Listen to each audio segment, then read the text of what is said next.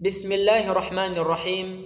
Assalamualaikum warahmatullahi wabarakatuh. Alhamdulillahi rabbil alamin. Wassalatu wassalamu ala al-mab'uthi rahmatan lil alamin wa ala alihi wa ashabihi ajma'in, amma ba'du. Hadirin dan para pendengar dimanapun berada, yang insya Allah dirahmati oleh Allah Subhanahu wa Ta'ala, pada kesempatan hari ini saya akan menguraikan sebuah inspirasi dari salah satu tokoh Islam yang berasal dari benua Eropa, yakni Osman Ghazi, sang pendiri Daulah Utsmaniyah. Daulah kepemimpinan Turki Utsman ini muncul berawal dari era kemunduran Islam pertama. Berawal dari suku kecil, lalu mengalami perkembangan pesat yang akhirnya dapat mendirikan sebuah negara.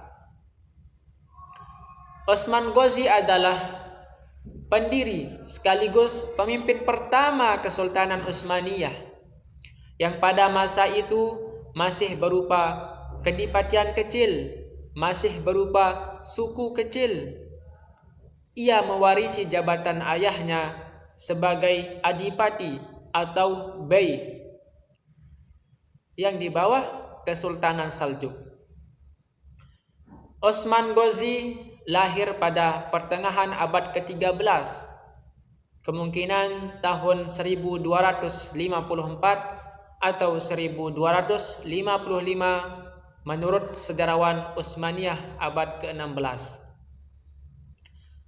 Osman mempunyai ayah namanya Ertugrul Bey, Ertugrul Ghazi, kepala suku Kayi, suku bangsa Okuz Turk, dan ibunya adalah Halimah Hatun, putri dari Mas'ud II, Sultan Romawi atau Rum Seljuk yang berkuasa pada tahun 1284 sampai 1296. Pada saat Kesultanan Saljuk mengalami gonjang-ganjing, Osman Ghazi langsung mengambil tindakan untuk memerdekakan dirinya dan mulai memerintah sukunya, mulai memerintah kedipatian berdaulat itu sampai ia wafat pada 1323 atau 1324. Setelah runtuhnya Kesultanan Seljuk, penaklukan nyata pun dilakukan oleh Osman Ghazi, yakni penaklukan benteng Eksis Sehir dan Karakahaisar.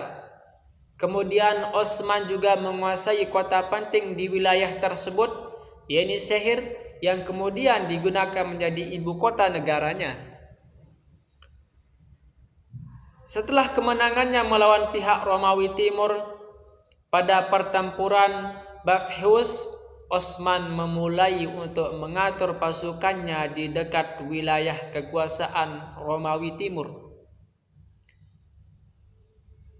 Osman memberikan pengaruh besar yang membuat masyarakat Romawi Timur secara bertahap keluar menuju seberang Anatolia. Para pemimpin Romawi Timur berusaha untuk menahan Osman, tapi persiapan mereka sangat buruk dan tidak efektif. Di sini kita bisa lihat, atau di sisi lain, Osman menghabiskan sisa masa kekuasaannya untuk meluaskan wilayahnya melalui dua arah. Yang pertama, sebelah utara sepanjang sungai Sarkaya dan barat daya menuju Laut Mara. Dan dia berhasil pada tahun 1308. Pada tahun yang sama, para pengikutnya turut serta dalam penaklukan salah satu kota Romawi, Efheus dan menduduki kota tepi pantai terakhir milik Romawi.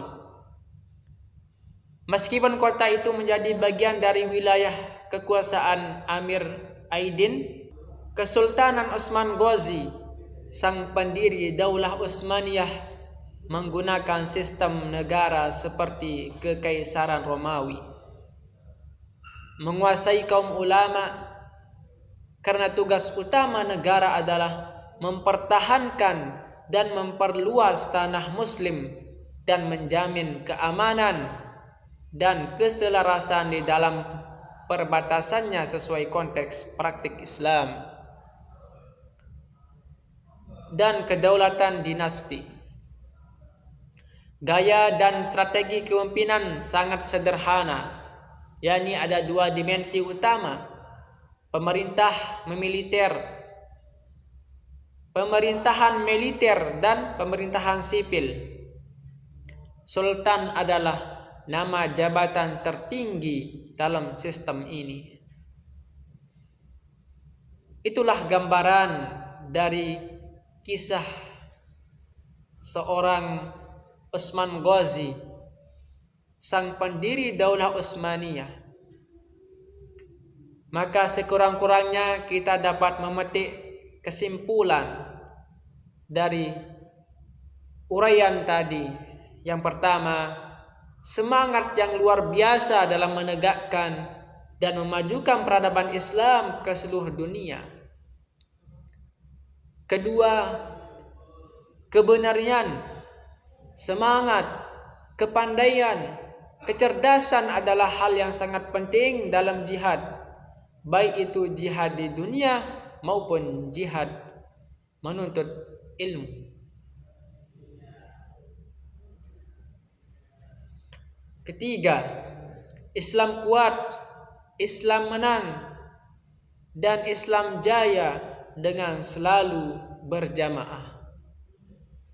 Itulah gambaran, itulah kesimpulan yang dapat kita ambil dari seorang tokoh yang luar biasa ini.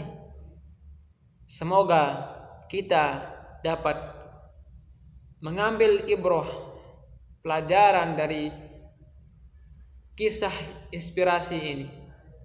Kurang lebihnya mohon maaf. Akhirul kalam.